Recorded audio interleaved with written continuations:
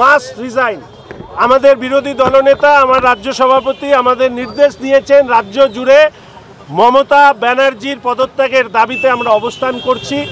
আরজি করে কর্তব্যরত ছাত্রী তার নৃশংস হত্যা, পরবর্তীকালে আরজি করে ভাঙচুর করে প্রমাণ লোপাট করা, রাজ্যে লাখো লাখো নারীরা যখন বিচারের দাবিতে যখন তারা রাস্তায় নেমেছে, একজন কুখ্যাত, আমি জানি না একটা শব্দ বলে বংশে যারা খুব বাজে লোক হয় তাদের কি অঙ্গার নাকি বলে, ওইরকম একজন উত্তরবঙ্গ উন্নয়ন মন্ত্রী বলেছেন যে রাত্রেবেলা যদি বাড়ির মেয়েরা বড়দের কাছে পরিবারের কাছে মার খায় আমাকে ফোন যেন না করে।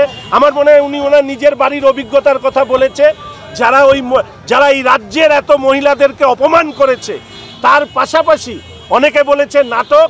আমি সবার কাছে আবেদন করছি, পশ্চিমবঙ্গের সব লক্ষ্মী সরস্বতীদের কাছে আবেদন করছি, মা বোনেদের কাছে আবেদন করছি যে লক্ষ্মী সরস্বতীদের নিরাপত্তাকে সুনিশ্চিত করতে হলে পশ্চিমবঙ্গের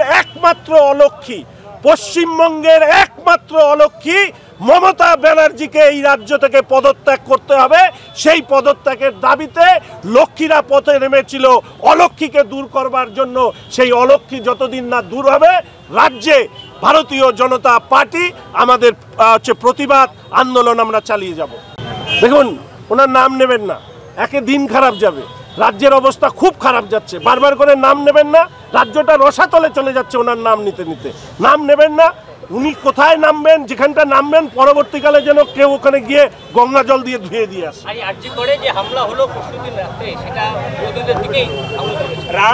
যে যেমন তার তো মুখও তেমন। এই মুখ্যমন্ত্রী সম্পর্কে ইন্ডি জোটের নেতা বলেছিলেন যে আপনি দুবার মুখ খোলেন, একটা খেতে আর একটা মিথ্যে কথা বলতে। স্মরণ করাতে চাই না আর ওনাকে ওনার নাম, শুধু বলি মুখ্যমন্ত্রীকে ক্ষমতার দর্পে এমন কিছু করবেন না যা সারা রাজ্যের মানুষের যে ঘৃণা গতকাল রাত্রে, গত 14 তারিখ রাত্রে বর্ষিত হয়েছে আপনার প্রতি, তার আরও কয়েক গুণ বেড়ে যায়। কলকাতাতে 4-5 হাজার লোক সংগঠিত করে হসপিটালে ভাঙচুর করার ক্ষমতা সমস্ত রাজনৈতিক দল অ্যাপার্ট ফ্রম তৃণমূল কংগ্রেস এ কাজ কেউ করবে না, কারণ এই ধরনের ঘৃণ্য কাজ আর অন্য কেউ ভাবতে পর্যন্ত পারে না। কলকাতাতে বিরোধীদের ভোট দিতে দেন না, প্রার্থী দিতে দেন না, আর 5 হাজার লোক নিয়ে এসে তারা ভাঙচুর করবে। মিথ্যার বলিহারি তারা ভাঙচুর করবে, মিথ্যার বলিহারি।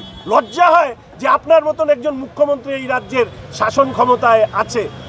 আর আপনি তো পুলিশ মন্ত্রী, আপনি যদি জানেন বিরোধীরা করছে তাহলে বসেছিলেন কেন? তাহলে কি এই আরজি করে ডাক্তারের যখন নৃশংস এই ধরনের শারীরিক অত্যাচার ছিল তখন তো আপনিও পুলিশ মন্ত্রী, তাহলে আপনি বসেছিলেন যে এইগুলো হোক আর আপনি সেগুলোকে বন্ধ না করে? আমি আর বলতে পারছি না, কিন্তু দুর্ভাগ্য যদি আমি বলতে পারতাম উনি কি এই ধরনের মহিলাদের উপর অত্যাচারকে উপভোগ করেন বলেই বারবার করে মহিলারা এরকম নৃশংসভাবে অত্যাচারিত হয়। যদি মহিলাদের উপরে অত্যাচার একজন মহিলা হিসাবে উপভোগ করেন, লজ্জা হয়, ঘৃণা হয়, ধিক্কার জানাই এই ধরনের নিকৃষ্টতম মুখ্যমন্ত্রীকে এই রাজ্যের।